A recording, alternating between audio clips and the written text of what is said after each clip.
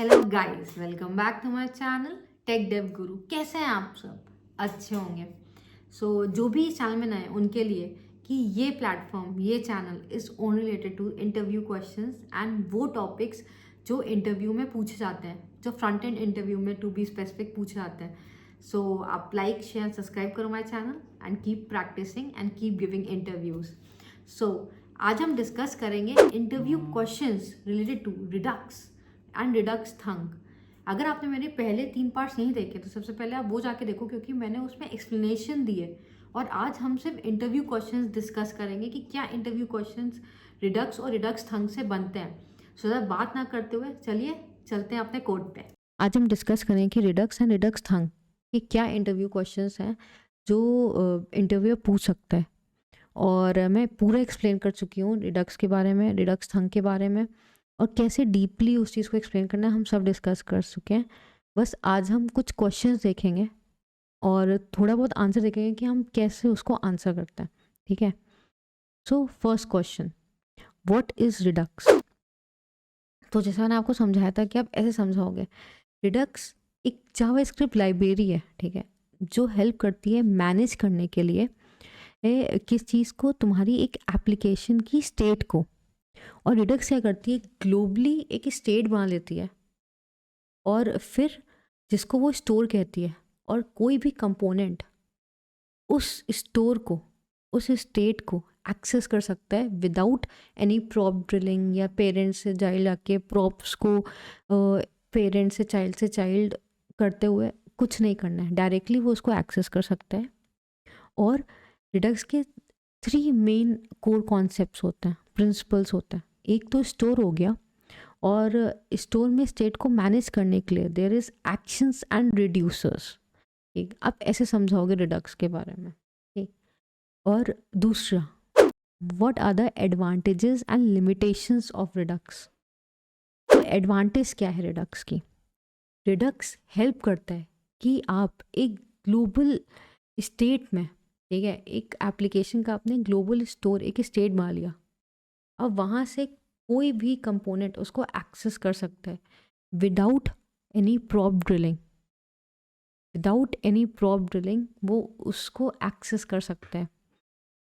Second, एक consistent steps होते हैं, एक कंसिस्टेंट पैटर्न फॉलो करता है रिडक्स।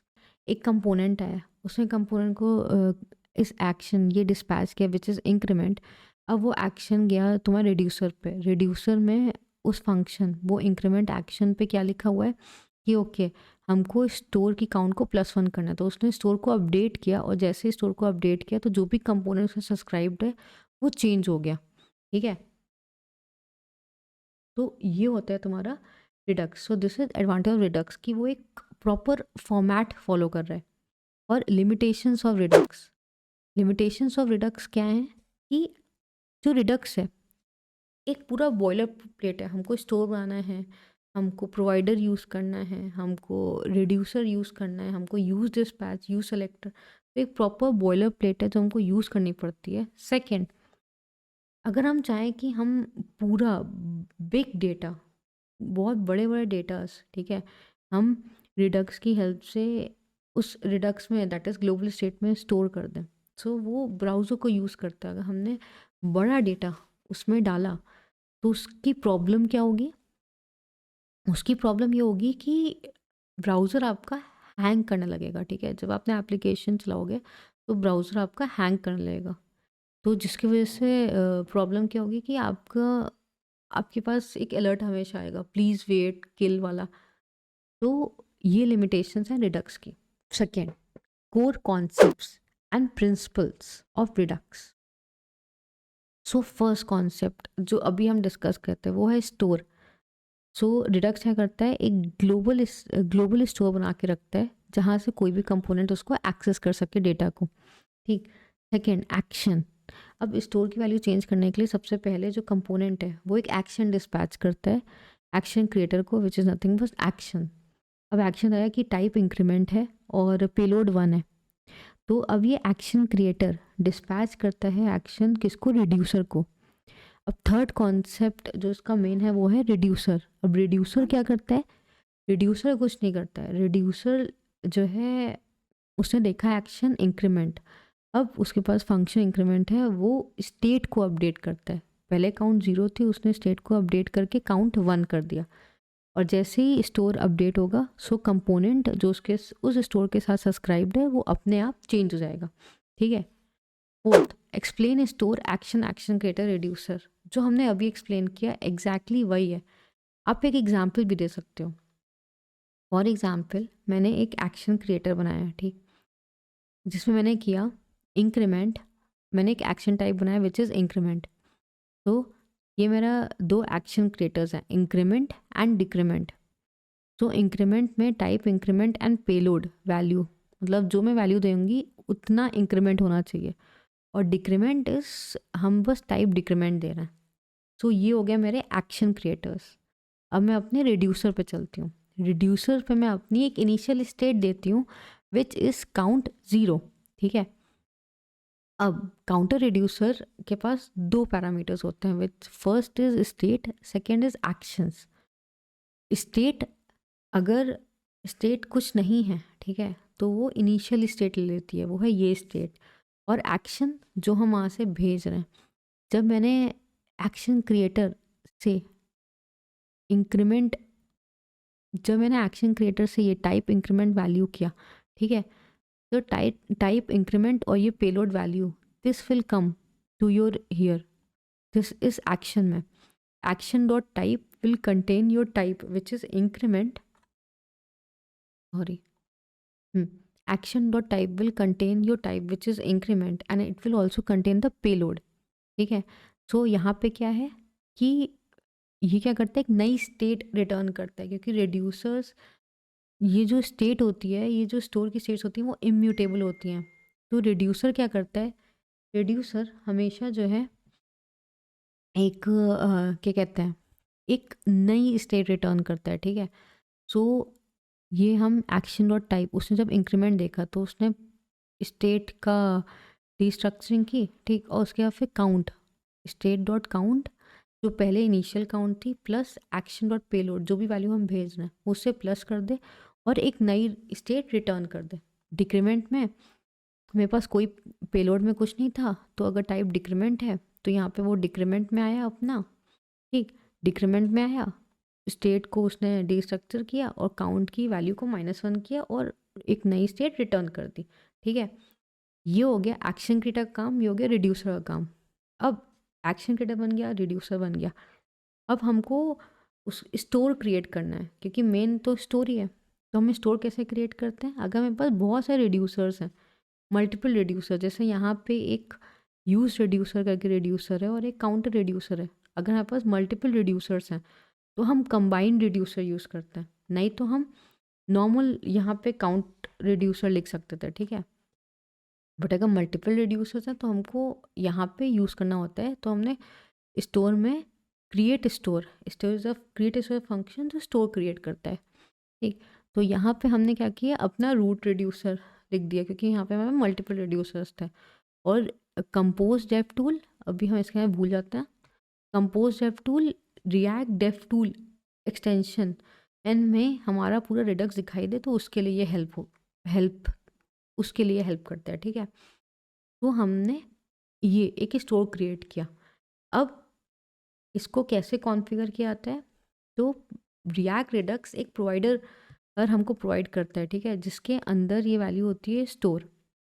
सो इस प्रोवाइडर को हम रैप करते हैं अपने कंपोनेंट में। तो इसका मतलब क्या हो गया कि भाई इंडेक्स और JS is a starting point, तो स्टार्टिंग पॉइंट से पहले हमारा प्रोवाइडर ने उस स्टार्टिंग पॉइंट को रैप कर लिया। इसका मतलब है अब भाई, अब ये store is globally available to app के अंदर चाहे तुम जितने कंपोनेंट्स बनाओ, this will be globally available.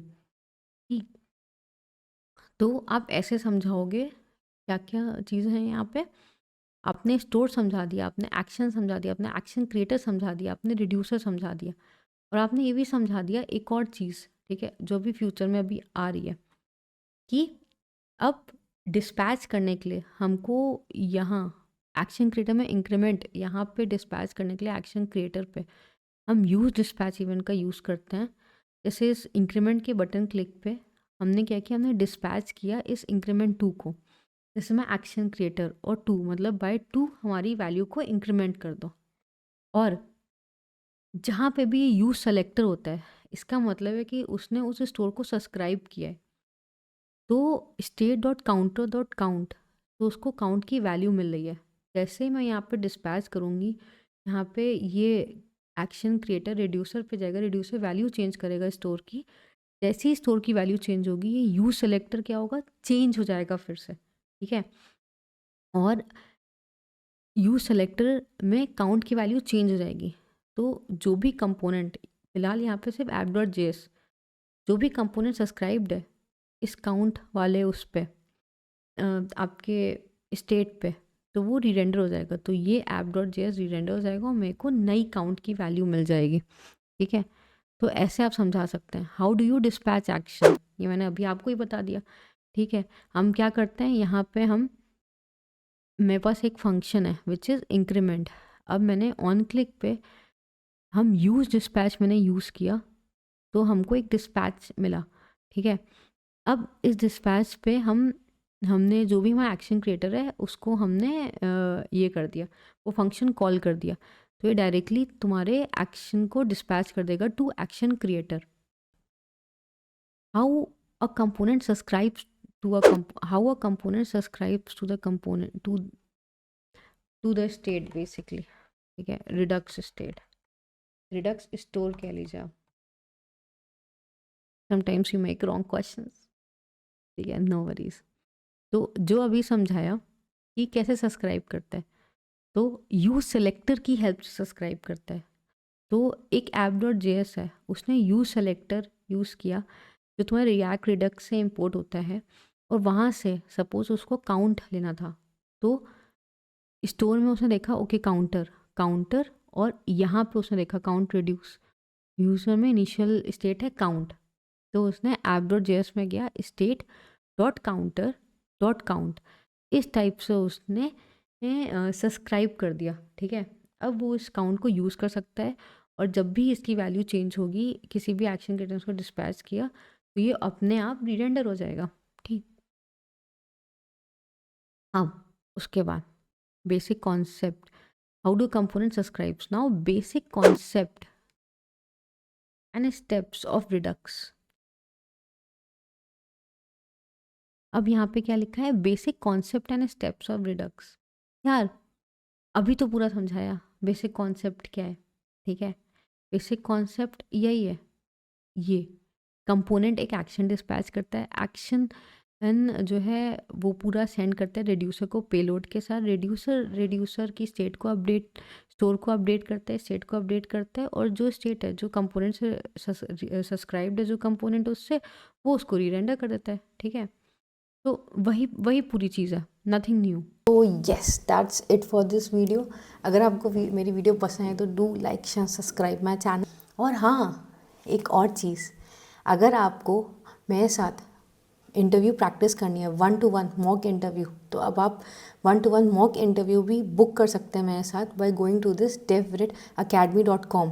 यहाँ जाके आप अपना 1-to-1 इंटरव्यू मेरे साथ बुक कर सकते हैं और अंडरस्टैंड कर सकते हैं कि क्या इंटरव्यू क्वेश्चंस है। We can have a mock interview, I will give you feedback of आप में क्या लैकिंग है, क्या पूरा जो एनालिसिस है आपका, I will give you everything. So do try check out this devritacademy.com, and अगर कोई भी क्वेश्चन है तो आप कमेंट करिए, I will be there to definitely help you out.